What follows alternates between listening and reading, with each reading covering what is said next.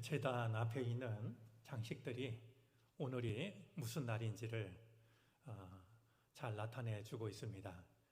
따로 설명하지 않아도 오늘은 지난 한 해를 돌아보면서 하나님께 감사를 드리는 추수감사주일입니다. 하나님께서 키워주신 곡식을 드리면서 하나님께 감사를 드리고, 또 우리 삶을 채워주신 하나님의 은혜를 이웃을 향한 사랑으로 되돌리는 하나님에 대한 감사와 이웃을 향한 사랑이 담겨져 있습니다. 감사절을 맞을 때마다 떠올리게 되는 짤막한 기도가 있습니다. 오늘 주보 표지에도 실었는데요. 다그 함마슐트라는 이가 드린 기도입니다. 지나간 모든 것에 감사합니다. 다가올 모든 것을 긍정합니다. 우리 제단에 장식된 이 장식 위에 그런 우리들의 마음을 보탠다라고 하면 감사절 제단은 더욱더 풍성하고 아름다우리라 여겨집니다. 감사절을 맞으면 감사에 대해서 발걸음을 멈추고 다시 한번 생각하게 됩니다. 감사라는 말 속에는 감사라는 말이 가지고 있는 진정한 의미가 담겨져 있습니다. 감사할 때의 감자를 보면 다할 함자에 마음 심자를 쓰고 있습니다. 마음을 다하는 것, 그게 감입니다.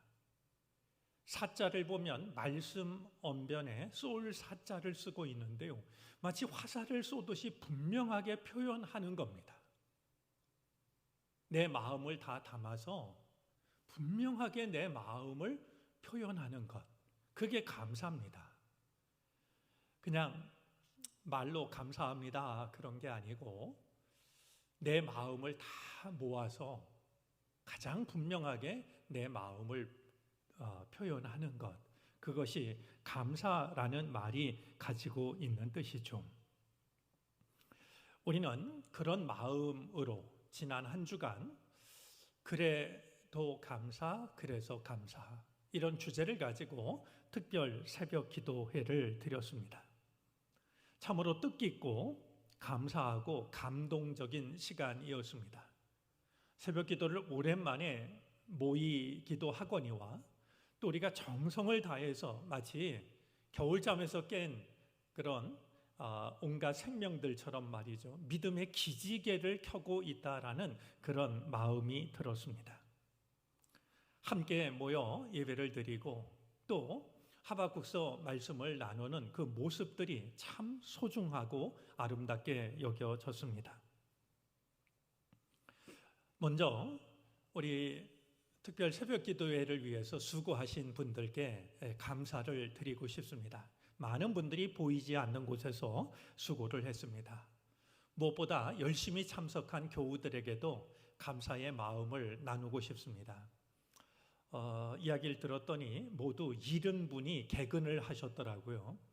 70분이 하루도 안 빠지고 정말 멀리서도 이렇게 참여하시는 모습을 보았는데 모두 감사한 발걸음이었습니다. 특별히 이른 새벽에 차량을 운행해 주신 분들도 있는데 감사를 드립니다. 예배위원들의 수고가 한결같았고, 또 마지막 날 우리에게 음료수를 전해준 청장년 선교회에도 감사를 드립니다. 매일 새벽마다 우리는 감사의 고백을 적었습니다. 그렇게 적힌 감사의 고백들이 현관 감사의 나무에 주렁주렁 달려 있습니다. 가셔서 한번 1년 동안 지내온 우리들의 모습이 어떠했는지 사진을 통해서 한번 보시고요, 우리 교우들은 어떤 감사의 고백을 드리고 있는지 한번 살펴보시기를 바랍니다. 우리 감사의 나무 아래에는 벤치가 하나 있는데요, 혹시 시간이 되신다면 그 아래 앉아서 기념 사진을 찍으셔도 좋으리라 생각이 됩니다. 우리가 매일같이 부른 찬양이 있었습니다. 은혜 아니면 살아갈 수 없네라는 찬양이었는데요, 매일 같은 찬양을 드렸지만 매일마다 그 찬양을 통한 은혜는 새로웠습니다. 특별히 그 찬송을 만든 이는, 가사를 쓰고 곡을 붙인 이는 소진영 씨였는데요. 그가 이 백혈병에 걸렸고 이제 자신의 생명을 하나님께서 지켜주셨고, 결혼을 하면서 이제 아기를 갖기 위해서는 자신의 생명을 어쩌면 잃을 수도 있는 위험한 선택이었지만 모두를 하나님께 맡기고 이제 그가 마침내 아기를 갖게 됐을 때 그 은혜가 너무나 감사해서 썼던 믿음의 고백이 은혜 아니면 살아갈 수 없네 라는 가사였고 곡이었습니다. 우리 가사 중에는 크신 계획 다 알 수도 없고 작은 고난에 지쳐도 라는 가사가 있었는데요. 우리 인간이 하나님의 크신 계획을 다 알 수도 없고 우리는 작은 고난에 지치지만 은혜 아니면 살아갈 수 없다고, 호흡마저도 다 주님의 것이라고 그렇게 고백하고 있는 찬양은 날마다 우리에게 은혜가 되었습니다.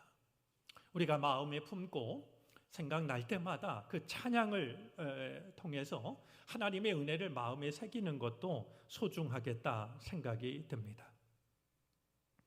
하박국서 말씀을 나눴습니다. 기대하기는 우리가 나누는 하박국서 말씀이 우리들의 믿음의 눈을 정말 화들짝 놀라게 하고 뜨게 하는 말씀이 되었으면 참 좋겠다라는 그런 기대를 갖습니다. 불의와 폭력이 가득한 세상을 바라보면서 하나님께 부르짖고 탄식하고 질문했던, 하박국이 하나님께 던졌던 그 질문 중에서 내 마음이 담긴 질문은 어떤 것이었는지 모르겠습니다. 듣기만 하고 마신 게 아니라 하박국의 질문에 대해서 충실하게 대답하셨던 하나님의 대답 중에서 내 마음에 다가온 대답은 무엇이었는지 모르겠습니다. 하나님께서 들려주신 대답 중에서 우리가 다 함께 마음에 새기고 싶은 대답이 있습니다. 하박국서 2장 4절 말씀인데요. 많은 종교 개혁자들의 마음을 붙잡았고 사도 바울의 마음을 붙잡았던 그 말씀입니다. 오직 의인은 믿음으로 말미암아 살리라. 세상이 어떻게 변하든지, 사람들이 어떤 삶을 선택하든지 그것으로 인하여 낙심하거나 실망하거나 흔들리지 말고 오직 의인은 믿음으로 사는 것이다. 하박국에 들려주셨던 그 말씀이 우리 마음에도 깊이 새겨졌으면 좋겠습니다. 그래서 그것이 우리를 부흥하게 하는, 부흥하다라고 하는 것은 살게 하다라는 뜻이었는데요. 우리를 살게 하시는 하나님의 생명의 말씀이 되어지기를 바랍니다. 오늘 말씀은 하박국서의 마지막 부분에 해당이 됩니다. 그런 점에서 신앙의 흔들림, 신앙의 갈등, 하나님을 향한 부르짖음, 하나님께 드렸던 질문, 하나님께 항의했던 그 거친 마음, 그 끝에 하박국이 도달한 마지막 마음이 어떤 것인지를 우리는 오늘 본문을 통해서 확인하게 됩니다. 참 어려운 시간을 거쳐왔지만 그 시간 끝에서 하박국은 어떤 마음을 가지게 된 것일까? 그것을 우리는 하박국서 마지막 말씀을 통해서 확인하게 되죠. 오늘 말씀을 보면 본문 속의 하박국은 여전히 두려워하며 떨고 있습니다. 16절 말씀을 보니까 창자가 흔들립니다. 여기서 흔들린다라는 말을 새번역 성경은 뒤틀린다라고 번역을 했습니다. 하박국의 창자가 뒤틀리고 있습니다. 입술이 떨립니다. 뼈에 자신을 썩히는 것이 들어왔다라고 느끼고 있습니다. 창자와 뼈는 우리 몸의 중심이기도 하지만 우리 마음의 중심이기도 합니다. 하박국이 이렇게 떨고 있는 이유가 있는데요. 어떤 소리를 들었기 때문입니다. 하박국이 들은 소리는 두 가지를 생각하게 합니다. 하나는요, 예루살렘을 함락시키기 위해서 달려오는 바벨론의 진격 소리입니다. 다른 하나는 그럼에도 불구하고 하나님의 백성들을 지키시기 위해서 달려오시는 하나님의 소리입니다. 우리 하박국서 안에는 두 개의 진격 이야기가 담겨져 있는데요. 먼저 1장 6절부터 10절까지의 말씀을 보면 예루살렘을 함락시키기 위해서 달려오는 바벨론 군대의 진격 이야기가 있습니다. 그들은 사납고 성급합니다. 거침없이 내달립니다. 그들은 그들 자신이 법이자 정의입니다. 그들은 앞을 향해서 나아가는데 그들이 가는 곳마다 포로가 모래처럼 많아집니다. 어떤 왕도, 어떤 통치자도, 어떤 방벽도 그들에게는 조롱거리일 뿐입니다. 예언자가 볼 때 이 바벨론은 표범 같기도 하고 저녁 이리 같기도 하고 독수리 같기도 합니다. 표범은 재빠릅니다. 저녁 이리는 자기가 잡은 것을 아침까지 남겨두지 않고 다 먹어치웁니다. 독수리는 어디 있는지도 모르는 하늘을 날던 그놈이 갑자기 내리덮쳐서 먹이를 사로잡습니다. 바벨론은 그런 모습을 하고서 하나님의 백성들이 살고 있는 예루살렘을 향해 진격하고 있었던 것이었습니다. 하박국은 그 소리를 들으면서 창자까지 뒤틀리는 뼛속이 썩는 것 같은 고통을 느낍니다.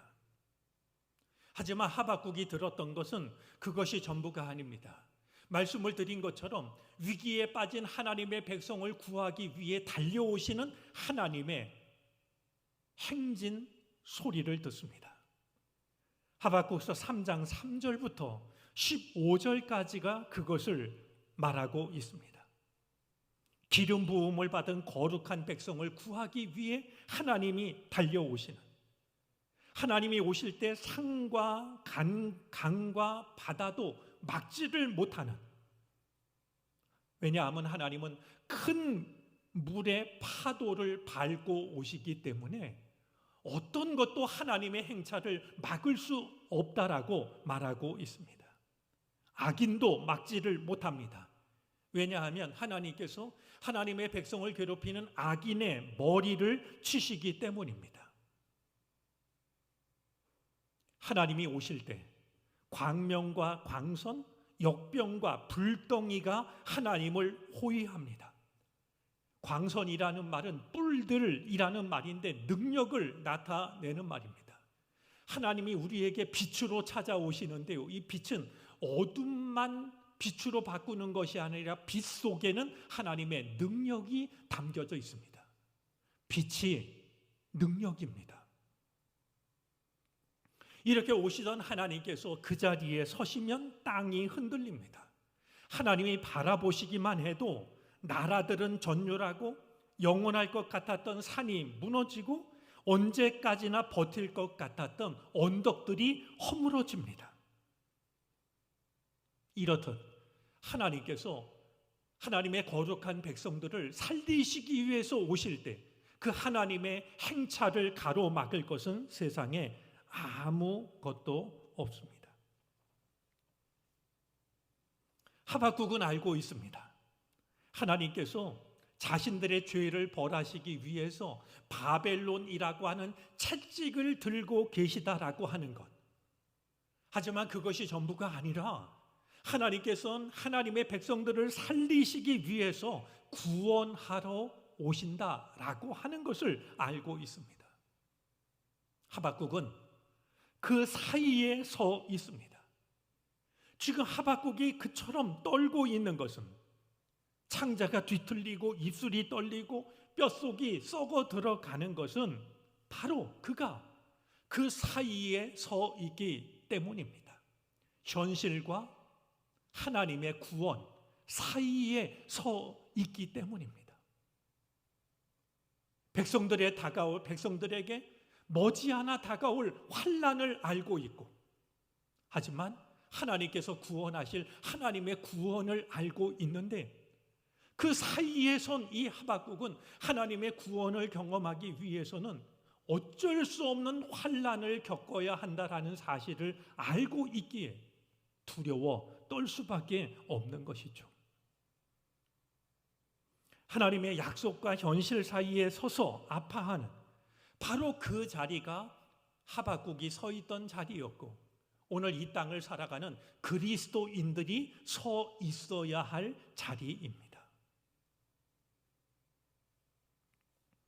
오늘 본문 17절 안에는 하박국이 서 있는 자리, 하박국과 당시 백성들에게 주어진 현실이 얼마나 비참하고 암담한 것인지가 담겨져 있습니다. 우리가 찬양 가사로도 잘 알고 있는 바로 그 말씀인데요. 무화과 나무에 열매가 없습니다. 포도나무에도 열매가 없습니다. 감람나무에도 열매가 없습니다. 밭에는 거두어 드릴 곡식이 없습니다. 우리에는 양이 없고 외양간에는 소가 없습니다. 없고 없는 것 투성이입니다. 철저하게 없습니다. 없는 게 있는 것보다 더 많습니다. 그야말로 전무한 상태입니다. 오늘 이 상태는 창조 이전의 모습을 떠올리게 합니다. 혼돈과 공허와 어둠뿐이었던 하박국과 그 시대 하나님의 백성들이 겪고 있는 현실은 이처럼 비참하고 암담했던 것이었습니다. 열매도 곡식도 가축도 아무것도 없다라고 하는 것은 무엇보다도 바벨론의 포위를 생각하게 합니다. 그들이 예루살렘 성을 포위하고 나자 먹을 수 있는 것은 다 먹었기 때문에 더 이상 남아있는 과일도 없고 곡식도 없고 잡아먹을 짐승도 남아있지 않은 그런 마지막 상황을 떠올리게 하죠. 먹을 것이 모두 떨어졌다라고 하는 것은 그동안 예언자들이 반복해서 선언했던 하나님의 심판이기도 합니다. 호세아 선지자는 2장 12절에서 하나님께서 우상을 쫓아간 이스라엘을 책망하여 포도나무와 무화과 나무를 수풀이 되게 하시며 들짐승의 먹이가 되게 하신다고 선언을 합니다. 아모스도 마찬가지였습니다. 4장 9절에서 이렇게 말합니다. 하나님이 깐부기와 메뚜기로 치셔서 포도원과 무화과 나무와 감람나무를 다 먹게 하셨다. 요엘 선지자도 마찬가지입니다. 1장 12절입니다. 또한 메뚜기 떼의 공격으로 포도나무가 시들고 무화과 나무가 마르고 밭의 모든 나무가 시들어 버린 현실을 고발하고 있습니다. 우리가 떠올려야 할 중요한 사실 한 가지가 있습니다. 우리 구약 성경에서는요, 포도나무, 무화과 나무, 이 올리브 나무는 단지 과일나무 열매가 아니라 하나님의 백성들을 상징하고 있다는 사실입니다. 하나님의 백성들이 얼마나 존귀한 존재인지, 그들에게 베풀어 주시는 하나님의 은혜가 얼마나 풍성하고 아름다운지를 나타내고 있습니다. 그런데 지금 그 열매가 하나도 보이지 않는다라고 하는 것은 그 모든 것을 잃어버린 하나님 백성으로서의 아름다움, 하나님께서 그들에게 베풀어 주시는 놀라운 은혜, 그 모든 것을 송두리째 잃어버린 하나님의 백성들의 모습을 그림처럼 나타내 주고 있는 겁니다. 자, 그런데 이런 절망적인 상황 속에서 하박국이 한 가지 결심을 합니다. 결단을 하고 있는데요. 오늘 18절 말씀은 나는 이라는 말로 시작이 되는데요. 원어를 보면 이 나는 이라는 말은 그러나 나는 이라는 말로 시작하고 있습니다. 그러나 나는 이라는 이 말은 현실은 이러이러하다 할지라도 그러나 나는 예언자의 의지와 예언자의 결심을 밝히고 있는 겁니다. 과연 하박국은 이런 절망적인 상태, 이것도 없고 저것도 없고 아무것도 없는 그 비참한 상태에서 무엇을 결심하는 것일까요? 하박국은 없고의 상황 속에서 그럼에도 불구하고 그러나 나는 즐거워하고 기뻐하겠다라고 말합니다. 누가 봐도 낙심하고 절망할 수밖에 없는 상황인데 하박국은 어찌 그러나 나는 즐거워하고 기뻐하겠다라고 말하고 있는 것일까요?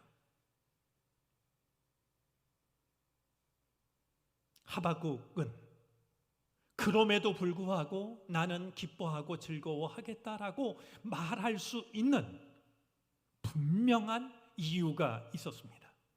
오늘 18절이 그것을 일러주고 있는데요. 바로 여호와로 말미암아 구원의 하나님으로 말미암아라는 구절입니다. 상황은 절망적이지만 내가 기뻐하고 즐거워할 수 있는 근거는 여호와로 말미암아. 자, 여기서 여호와로 말미암아라는 이 말은 여호와 안에서라는 말로 번역할 수 있는 말입니다.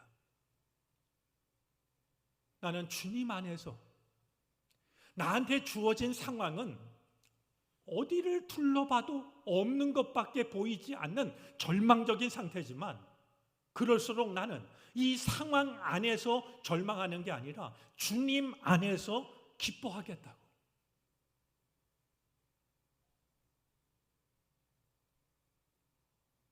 자신의 결심을 밝히고 있는 겁니다. 이어지는 19절은 주님 안에 내가 거할 때 그때 누릴 수 있는 즐거움과 기쁨의 내용을 담고 있습니다. 하박국은 담담하게 그러나 분명하게 노래합니다. 이렇게 말이죠. 주 여호와는 나의 힘이시라. 내가 상황에 갇히는 게 아니라 주님 안에 있게 될 때 주님은 나의 힘이 되십니다. 자, 여기서 말하는 이 힘이라고 하는 것은 육체적인 강함과 용맹함을 나타내기도 하지만 재능이나 능력 혹은 재물이나 부 또는 군대를 나타내는 말입니다. 우리가 주님 안에 살 때 주님은 우리의 힘이 되시는데요. 주님이야말로 하나님의 백성들에게 힘이 되시고 능력이 되시고 부요함이 되시고 군대가 되신다는 겁니다. 상황은 나를 지치게 만들고 낙심하게 만들지만 내가 주님 안에 거하게 될 때 주님은 힘이 되시고 능력이 되시고 부요함이 되시고 군대가 되신다라고. 하박국은 내가 주님 안에 거할 때 내가 누릴 수 있는 은혜를 노래하고 있습니다. 자, 또 하나 하박국이 고백하는 게 있습니다. 주님은 나의 발을 사슴과 같게 하신다라는 겁니다. 여러분, 발걸음은요 그 사람의 마음의 상태를 나타냅니다. 아이가 학교 올 때요 그냥 어디 끌려가는 짐승처럼 그렇게 오는 아이는 공부하기 싫은 거 아닙니까? 신이 나서 달려오는 아이는 뭔가를 배우고 싶은 말이죠. 열정이 있는 겁니다. 그 당시 이 예언자의 발, 성 안에 갇혀있는 이스라엘 백성들의 발을 생각하면요 천근 만근 무겁지 않았겠습니까? 아마 돌덩이처럼 납덩이처럼 무거웠을 겁니다. 아무것도 없는데 말이죠. 바벨론이 공격하는데 말이죠. 그런데 내가 주님 안에 있게 될 때 주님은 내 발을 사슴의 발과 같게 하신다라고 하박국은 노래하고 있습니다. 여러분, 사슴의 발은 험하고 거친 산등성이도 가볍게 뛰어다니게 합니다. 19절 말씀 속에서 만나게 되는 놀라운 표현이 있는데요, 나의 발을 사슴의 발과 같게 하셔서 나를 높은 곳으로 다니게 하신다라고 말합니다. 이 부분이 놀라운 것은 시편 18편 때문입니다. 꼭 시편 18편을 하박국과 연관지어서 읽어보시기를 권하고 싶습니다. 시편 18편은 다윗의 고백인데요, 놀랍게도 하박국서와 매우 유사합니다. 근데 시편 18편 33절에 이런 말씀이 있습니다. 하나님께서는 나의 발을 암사슴의 발처럼 빠르게 만드시고 나를 높은 곳에 안전하게 세워주신다. 나의 발을 암사슴 발 같게 하시며 나를 나의 높은 곳에 세우시며 라고 말하고 있습니다. 자, 시편이 노래하는 것은요, 나를 사슴의 발 같게 하셔서 나를 높은 곳에 세우십니다 하는 고백입니다. 그런데요, 하박국은요, 한 걸음 더 나아갑니다. 나를 사슴의 발 같게 하셔서 나를 높은 곳에 세우시는, 이것이 시편의 고백이라면 하박국은 말이죠, 나를 높은 곳으로 다니게 하신다라고, 새번역 성경은 치닫게 하신다라고 말하고 있는 겁니다. 우리가 기억해야 될 게 있습니다.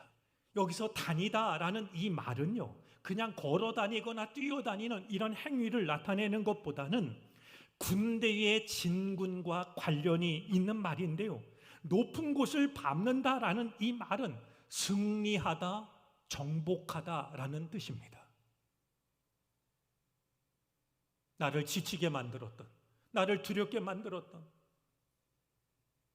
그 앞에 우리가 좌절하거나 쓰러지는 것이 아니라 하나님은 내 발을 사슴의 발처럼 만드셔서 그 모든 것들을 뛰어다니게 하신다라고 말이죠.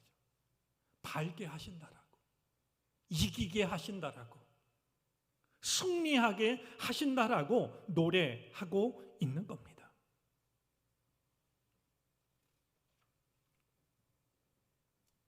오늘 세상살이에 지친 우리의 발걸음은 너무나도 무겁고 지쳐 있습니다.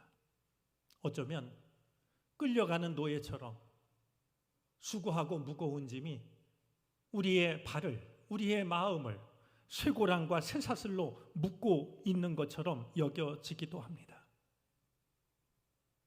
하지만 우리가 주님 안에서 주님을 나의 힘으로 삼을 때 주님은 내 발을 사슴의 발처럼 만들어 주십니다. 나를 지치게 만들고 두렵게 만들었던 산등성이를 마구 달릴 수 있도록, 그것에 지거나 갇히는 것이 아니라 그것을 이길 수 있도록, 내 발로 밟을 수 있도록 우리에게 은혜를 베풀어 주십니다. 나의 발을 사슴의 발로 만드시는 주님의 은총이 감사절을 맞이하는 우리 모두에게 임하시기를 바랍니다. 나를 지치고 낙심하게 했던 산등성이를 사슴의 발처럼 가볍게 내달림으로써 믿음의 승리를 경험할 수 있기를 바랍니다. 그래서 감사합니다 라고 하는 것은 내가 가진 능력 때문이 아니라 나의 발을 사슴의 발과 같게 하시는 주님이 우리와 함께 하시기 때문입니다.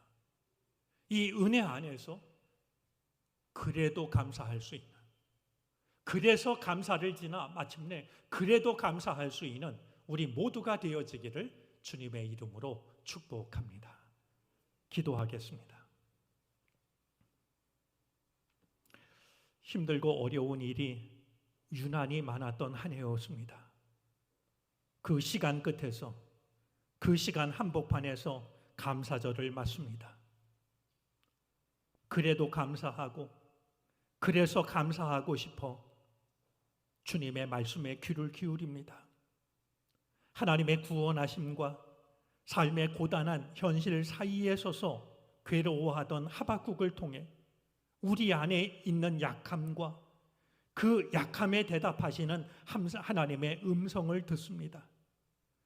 고난과 역경의 산등성이가 우리를 가로막고 애워싸고 있지만 주님께서 우리의 발을 사슴의 발처럼 만들어 주시니 감사합니다. 지지 말게 하여 주시고 갇히지 않게 해 주시옵소서. 그 모든 것을 밟고 마음껏 내달릴 수 있는 우리가 되게 해 주시옵소서. 그리하여 마침내 그래서 감사하며 살아가는 우리가 되게 하시옵소서.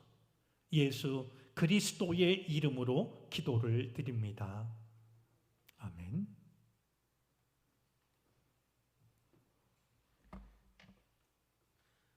찬송가